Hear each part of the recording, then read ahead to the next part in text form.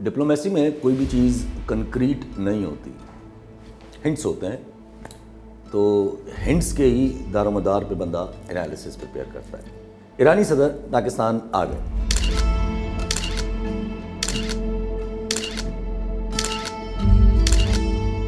इस्लामाबाद में MOU sign हो गए। MOU क्या है? मेमोरेंडम ऑफ अंडरस्टैंडिंग, जिसकी कोई कानूनी वैल्यू नहीं है। खैर, ये MOU साइन होते हैं, हमें बताया गया कि ट्रेड बढ़ाया जाएगा ईरान के साथ और $10 बिलियन तक ले जाएंगे अब ट्रेड को, और अब तो फ्री ट्रेड की बातें भी हो रही हैं। भाई अब क्या बातें कर रहे हो? आज ही आपको अमेरिका ने दोबारा पैगाम भेजा है।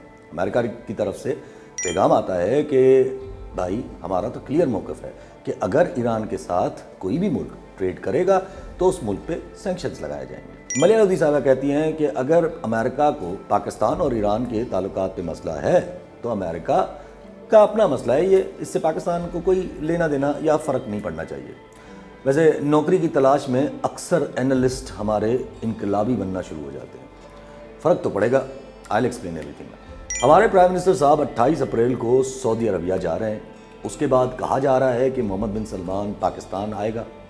हालांकि इस वक्त सऊदीया और ईरान के ताल्लुकात कितने भी बेहतर क्यों ना हो, लेकिन पाकिस्तान की दोनों हाथों में लड्डू लेने वाली बात या आदत गई नहीं, और तारीख गवाह है कि दोनों लड्डू हाथ से हमारे हमेशा गिर जाते हैं।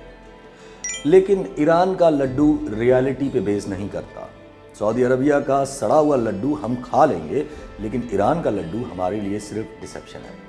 समझाता हूँ, आप नहीं करेंगे ईरान के साथ ट्रेड। इसकी मिसाल ऐसे है कि अगर आपने ईरान के साथ ट्रेड करना होता तो सबसे पहले आप पाक ईरान गैस पाइपलाइन को छेड़ते, क्योंकि उस मुआहदे में आपके ऊपर $18 बिलियन की फ़ाइन लटक रही है, और ये मुआहदा आपकी एनर्जी नीड्स के लिए बेहद ज़रूरी है, या लाइफ लाइन है। तो फिर ये नए मुआहदे करने का क्या तुक बनता है? But why is it happening? I mean, कल तक हम ईरान के साथ लड़ने पे आए हुए थे और आज उनका सदर यहाँ आ पहुँचा है, वो भी उस वक्त जब मिसाइल का सामान यमन के करीब से पकड़ा जाता है, जो सामान चाइना और बेलारूशियन कंपनीज से आया था, और इल्ज़ाम ये है कि वो सामान पाकिस्तान के थ्रू ईरान और वहाँ से हूतीज़ के पास पहुँचा है। तो फिर ऐसे मूवमेंट पे जब ईरान इसराइल को अपनी ताकत का मुजाहरा कर रहा है और जंगी आलात यमन को देने के शक में उन कंपनीज़ को सैंक्शन करना जो पाकिस्तान को वेपन प्रोवाइड करती हैं, तो उस मोमेंट पे ईरानी सदर का हमारे पास आने की दो वजूहत हो सकती है। एक बड़ी आसान वजह हो सकती है और एक बड़ी मुश्किल। आसान वजह यह है कि वेस्ट में ऐसा परसेप्शन बने कि पाकिस्तान जा रहा है चाइना लॉबी में, ईरान से ताल्लुकात बढ़ा रहा है, और ताकि USA मजबूर हो और पाकिस्तान उनसे मैक्सिमम डिमांड कर सके। दूसरा, अपने लोगों को भी दिखाया जाए कि हम बिज़ी हैं। So it's just a signal. इसके सिग्नल होने की और इंडिकेशंस भी हैं, जैसे पाकिस्तान ये सब उस मोमेंट पे कर रहा है जब क्लियर नज़र आ रहा है कि इंडिया में वापस मोदी जीतेगा, और ये बात क्लियर है कि मोदी जिस पॉपुलैरिटी के साथ बैठा है उस पॉपुलैरिटी के साथ कभी भी अमेरिका की नहीं सुनेगा। तो अमेरिका के पास इस खित्ते में पाकिस्तान के अलावा और क्या रह जाता है?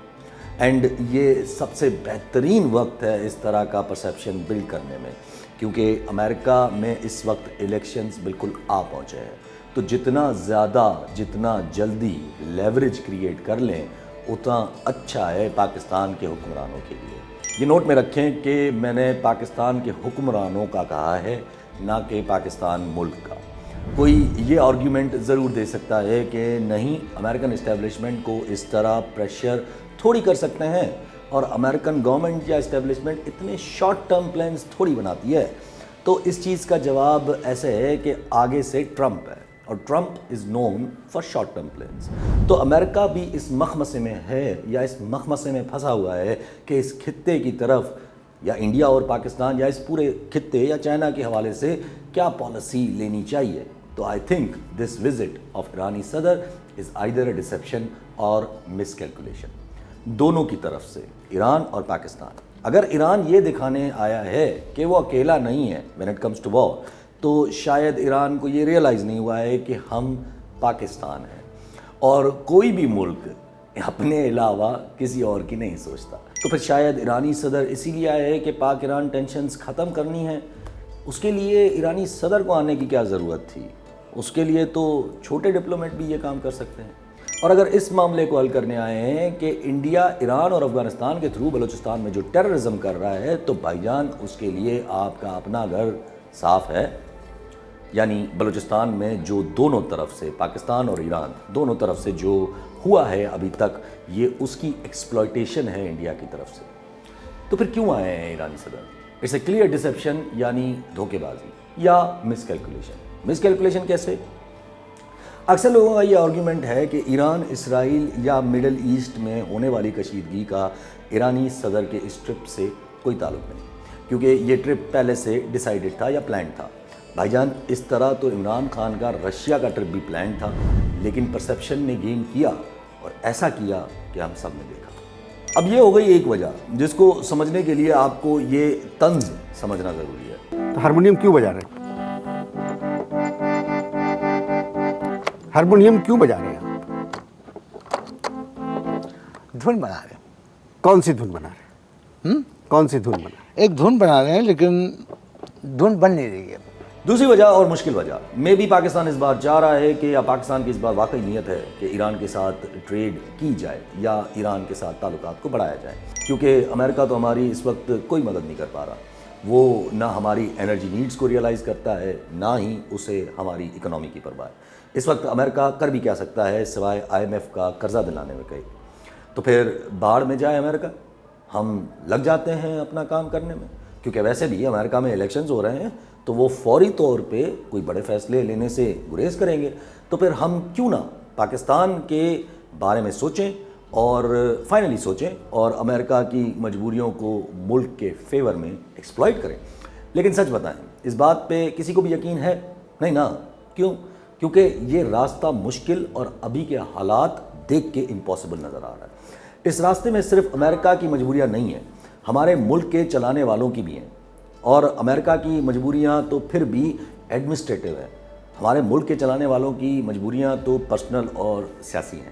وہ 3 ویل وشرز آف پاکستان جو نکلے ہیں پاکستان کو بچانے کے لیے، وہ ابھی تک گھوم ہی رہے تھے، تو یہاں سے یہ بائی الیکشن کی صورت میں جواب آتا ہے کہ کون سی باتیں کرنے نکلے ہو آپ، لیکن پھر بھی باتیں تو ہوں گی۔ یہ بات اور کھل کے سامنے آ جائے تو پھر ہم بھی واضح بتا دیں گے کہ عمران خان نے کتنے اپنے پرنسپل اسٹینڈ سے ہاتھ اٹھایا ہے، کیونکہ ایکسٹینشن کا نام سن کے نہ صرف فوجیوں کے بلکہ ہمارے سیاستدانوں کے بھی کان کھڑے ہو جاتے ہیں۔ جس دن ہماری اسلام آباد ہائی کورٹ مل کے بیٹھتی ہے، اسی دن مہم شروع ہو جاتی ہے ان 6 ججز میں سے ایک جج کے اوپر۔ پچھلی بار ریفرنس داخل کیا گیا تھا جسٹس محسن اختر کیانی کے اوپر، جن کے اوپر الزام تھا کہ انہوں نے باقی ججز کو بھڑکایا ہے اور خط لکھوایا ہے ہمارے اداروں کے خلاف، اور اب اس بار تلوار جسٹس بابر ستار کے اوپر لٹک رہی ہے۔ مطلب اتنے بھونڈے طریقے سے پریشر دیا جائے گا، اتنا اندازہ نہیں تھا۔ جسٹس بابر ستار کے اوپر الزام ہے کہ وہ امریکن ہیں یا اگر رہے ہیں تو اس چیز کا حساب دو، وہ بھی سوشل میڈیا کے ذریعے۔ مطلب یار یہی چیزیں دیکھ کے یہ محسوس ہوتا ہے کہ کوئی انٹرنلی چاہ رہا ہے کہ لڑائی بڑھے اور سپریم کورٹ ایکشن لے۔ ظاہر ہے جب سپریم کورٹ ایکشن لے گی تو جن پوسٹ کا اس خط میں نام مینشنڈ ہے ایٹ لیسٹ ان کو تو بلایا جائے گا، کیونکہ اب تو اسلام آباد ہائی کورٹ کے ججز نے متفقہ طور پہ یہ لکھ دیا ہے کہ ان سب کے خلاف کارروائی کرو۔